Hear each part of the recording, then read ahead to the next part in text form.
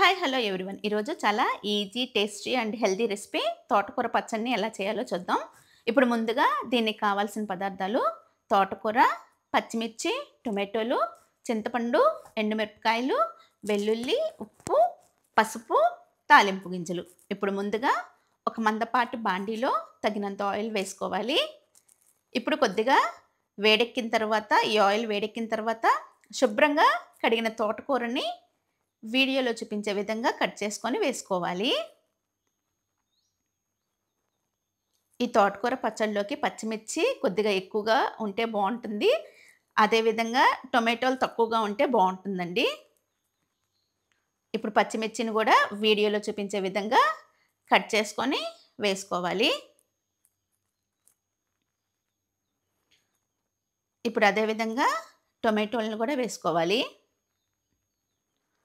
ఒక్క తోటకూర కట్టకి 2 టమోటాలు సరిపోతాయండి.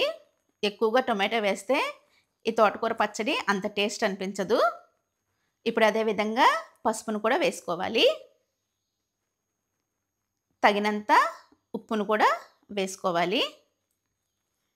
ఇప్పుడు ఈ తోటకూర, పచ్చిమిర్చి, టొమాటోలు అంతా కలిసేలాగా ఒకసారి కలుపుకోవాలి.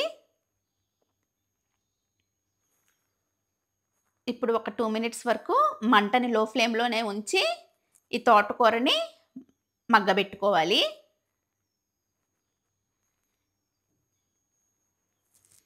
ఈ తోటకూర పచ్చడి వేడివేడి జొన్న రొట్టెల్లోకి సూపర్బ్‌గా ఉంటుంది. ఈజీగా 2 రొట్టెలు తినేయొచ్చండి ఈ తోటకూర పచ్చడిగానే ఉంటే. ఇప్పుడు మూత పెట్టి ఒక 2 మినిట్స్ వరకు మగ్గనివ్వాలి. ఇప్పుడు మూతను తీసి తగినంత చింతపండును కూడా వేసుకోవాలి. మీరు తినే పులుపుని బట్టి చింతపండుని వేసుకోండి.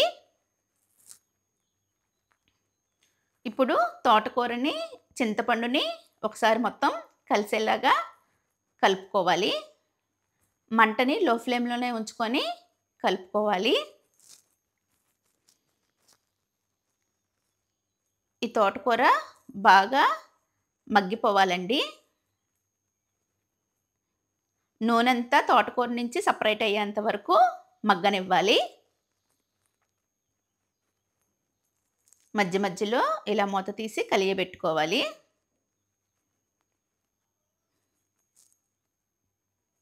ఇప్పుడు ఈ తోటకూరంతా మగ్గిపోయిందండి. దీనిని ఒక గిన్నెలోకి తీసేసుకుందాము. ఇప్పుడు ఈ తోటకూరని గిన్నెలోకి తీసుకుందాం. ఈ తోటకూరని బాగా మెదుపుకోవాలండి. మేమైతే ఇక్కడ పప్పు గుత్తి తీసుకొని పప్పు గుత్తితో మెదుపుకుంటున్నాము.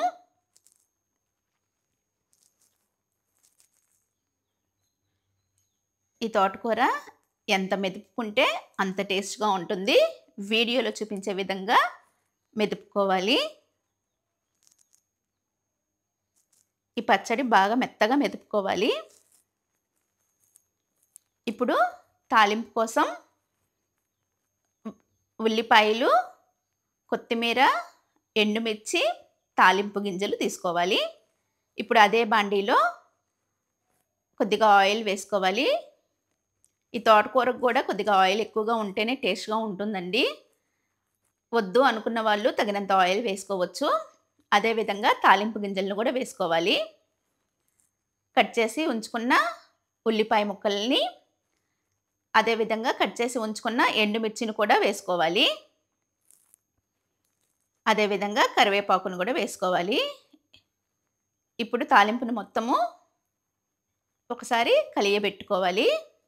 ఈ తాలింపు మొత్తము ఎర్రగా వేగనివ్వాలండి.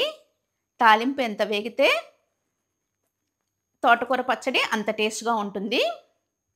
ఇప్పుడు వీడియోలో చూపించే విధంగా తాలింపును మొత్తము ఒకసారి కలియబెట్టుకోవాలి.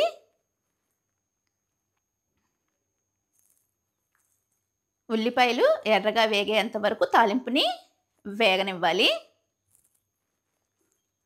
ఇప్పుడు తాలింపు వేగిపోయిందండి. ఉల్లిపాయలు వేగిపోయాయి. కాబట్టి మెదుపుకున్న తోటకూర పచ్చడిని వేసుకుందాం. మంటని లో ఫ్లేమ్‌లోనే పెట్టుకొని వేగనివ్వాలి. ఇప్పుడు ఈ తాలింపు తోటకూర పచ్చడి మొత్తం కలిసేలాగా ఒకసారి కలియబెట్టుకోవాలి. చాలా హెల్తీ రెసిపీ అండి ఈ తోటకూర పచ్చడి. ఒకసారి ట్రై చేయండి. చాలా టేస్ట్‌గా ఉంటుంది. చపాతీల్లోకి గాని, జొన్న రొట్టెల్లోకి గాని చాలా టేస్ట్‌గా ఉంటుంది. వేడి వేడి జొన్న రొట్టెల్లోకైతే ఇంక అసలు చెప్పాల్సిన అవసరం లేదు. ఇప్పుడు ఈ తోటకూర పచ్చడిని ఒక గిన్నెలోకి తీసుకుందాం. అంతే.